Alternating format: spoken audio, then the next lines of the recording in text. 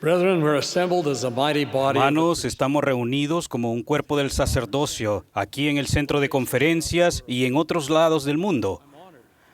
Me siento honrado y a la vez humilde ante la responsabilidad que tengo de dirigirles unas cuantas palabras. Ruego que al hacerlo me acompañe el Espíritu del Señor.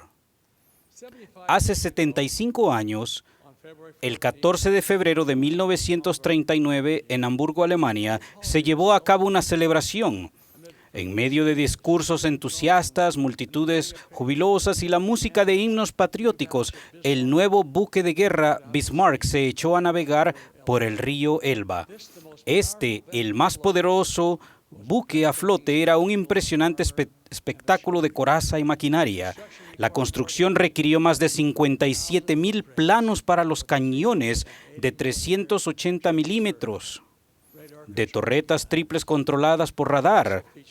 El buque contaba con 45,000 kilómetros de circuitos eléctricos, pesaba más de 35,000 toneladas y una coraza proporcionaban máxima protección, majestuoso en apariencia, gigantesco en tamaño y asombroso en su potencia de fuego. El potente coloso se consideraba insumergible.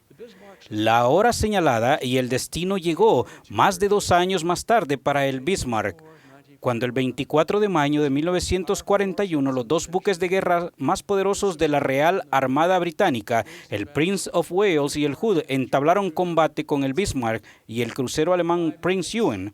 En menos de 4 minutos, el Bismarck había enviado a las profundidades del Atlántico al Hood y a todos sus hombres, salvo a 3 de una tripulación de 1,300. El otro barco de guerra blindado, el Prince of Wales, había sufrido grandes daños y se alejó. En los próximos 3 días, el Bismarck fue interceptado una y otra vez por acorazados y aviones británicos. Los británicos concentraron la fuerza de 5 buques de guerra, 2 portaaviones, 11 cruceros y 21 destructores en un esfuerzo por encontrar y hundir el poderoso Bismarck. Durante las batallas, proyectil tras proyectil causó únicamente daños superficiales al Bismarck. ¿Era insumergible después de todo? Entonces un torpedo le hizo blanco, dejando inservible el timón. Los esfuerzos por separarlo fueron en vano. Con los cañones preparados y la tripulación en alerta, el Bismarck solo podía marchar en un círculo lento. La poderosa fuerza aérea alemana se encontraba apenas fuera de alcance y el Bismarck no podía alcanzar la seguridad del puerto, ni podía proveer la protección necesaria, y había perdido la habilidad de conducir un curso trazado, sin timón, sin ayuda, sin puerto. El fin se acercaba. Los cañones británicos echaban llamaradas mientras la tripulación alemana se escabullía y el barco, que parecía ser indestructible, se hundía. Las olas del Atlántico azotaban primero los costados y después se tragaban el orgullo de la marina alemana. El Bismarck fue destruido. Al igual que el Bismarck, cada uno de nosotros es un milagro de la ingeniería. Nuestra creación, sin embargo, no fue limitada por el ingenio humano.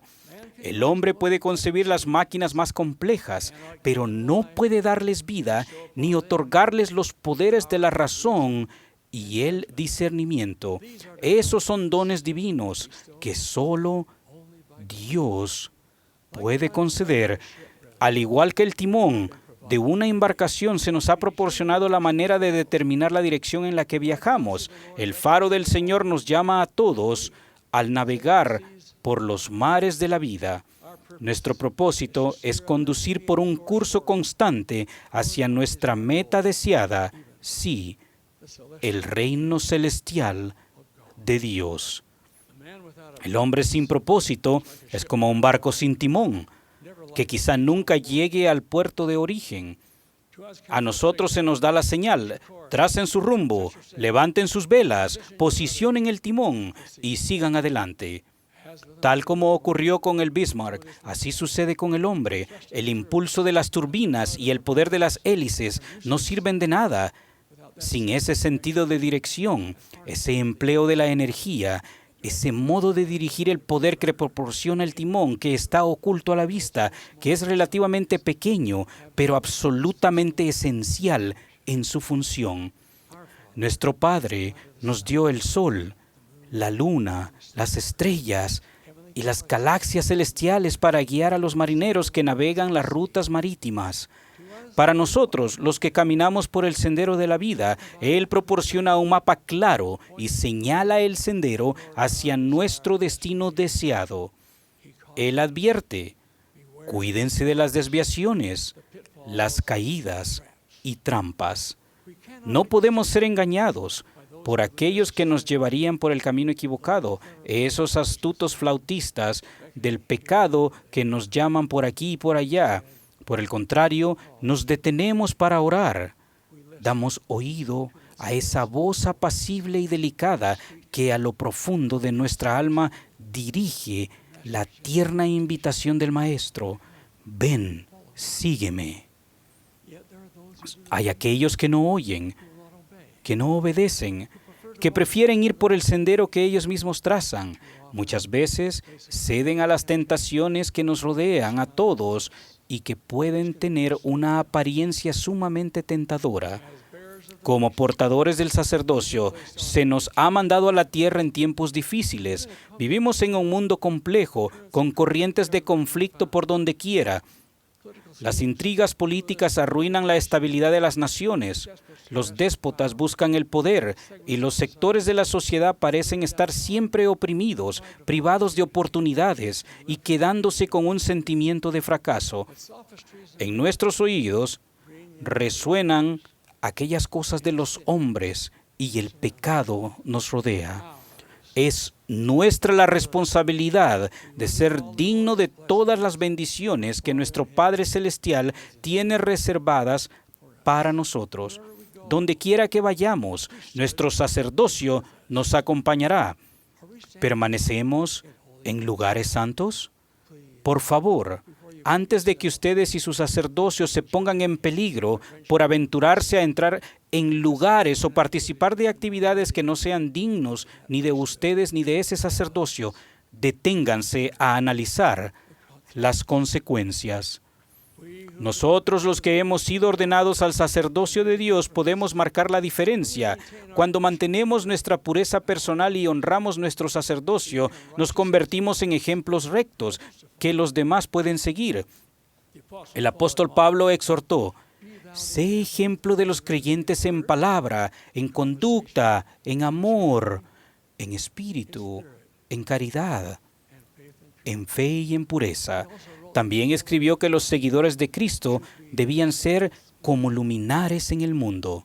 El proporcionar un ejemplo de rectitud puede servir para iluminar un mundo cada vez más oscuro. Muchos de ustedes recordarán al presidente N. Eldon Tanner, quien fue consejero de 4 presidentes de la Iglesia. Él brindó un ejemplo constante de rectitud a lo largo de su carrera en la industria. Durante el servicio que prestó en el gobierno de Canadá y como apóstol de Jesucristo, Él nos dio este inspirado consejo: nada brindará mayor gozo y éxito que vivir de acuerdo con las enseñanzas del Evangelio. Sean un ejemplo, sean una influencia para bien. Además dijo: cada uno de nosotros ha sido preordenado para cierta obra como siervo elegido de Dios, en quien Él ha creído conveniente conferir el sacerdocio y el poder de actuar en su nombre. Siempre tengan presente que la gente acude a ustedes en busca de dirección y ustedes están influyendo en la vida de las personas, ya sea para bien o para mal. Y esa influencia se hará sentir en las generaciones venideras. Nos sentimos fortalecidos por la verdad de que la fuerza más grande en el mundo hoy día es el poder de Dios, que se manifiesta por medio del hombre. Para navegar a salvo y seguros por los mares de la mortalidad, necesitamos la guía del marinero eterno, sí, el gran Jehová. Extendemos los brazos hacia lo alto para obtener la ayuda de los cielos. Un conocido ejemplo de alguien que no se dirigió hacia lo alto es el de Caín, hijo de Adán y de Eva. Caín, que fue grande en potencial, pero débil de voluntad, permitió que la codicia, envidia y desobediencia e incluso el asesinato atascara ese timón personal que lo habría guiado a la seguridad y a la exaltación. La mirada hacia abajo reemplazó la mirada hacia lo alto y Caín cayó. En otra época, un rey inicuo puso a prueba a un siervo de Dios. Con la ayuda de la inspiración de los cielos, Daniel, hijo de David, interpretó para el rey la escritura sobre la pared. En cuanto a las recompensas que le ofrecieron, incluyendo una vestidura real, un collar de oro y poder político, Daniel dijo: tus presentes sean para ti y da tus recompensas a otro. A Daniel se le habían ofrecido riquezas y poder, recompensas que representaban las cosas del mundo y no las de Dios. Daniel se abstuvo y permaneció fiel. Más tarde, cuando Daniel adoró a Dios a pesar del decreto de que tal cosa se prohibía, fue echado al foso de los leones.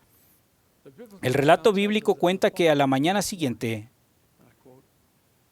fue Daniel sacado del foso y ninguna lesión se halló en él porque había confiado en su Dios. En un momento de gran necesidad, la determinación de Daniel de conducir por un camino constante lo llevó a la protección divina y proporcionó un santuario de seguridad.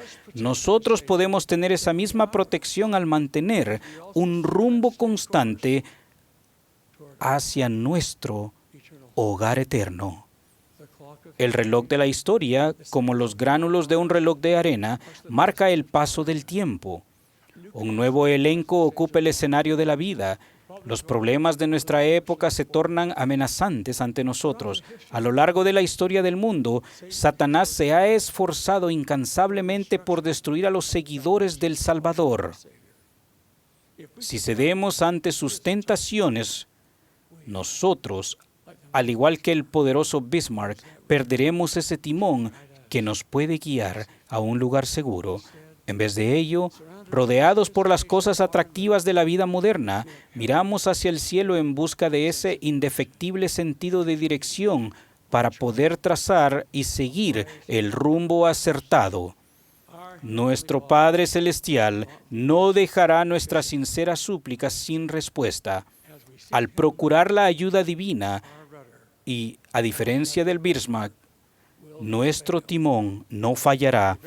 Al dar comienzo a nuestras travesías personales, ruego que naveguemos seguros por los mares de la vida, que tengamos el valor de Daniel y podamos permanecer firmes y fieles a pesar del pecado y de la tentación que nos rodean. Que nuestros testimonios sean tan profundos y fuertes como el de Jacob, el hermano de Nefi, que al enfrentarse con alguien que hizo todo lo posible por destruir la fe, él declaró: yo no podía ser descarriado. Hermanos, con el timón de la fe guiando nuestro camino, nosotros también encontraremos el sendero seguro a casa, el hogar de Dios, para morar con Él eternamente. Ruego que sea así para cada uno de nosotros. Lo ruego en el sagrado nombre de Jesucristo, nuestro Salvador y Redentor. Amén.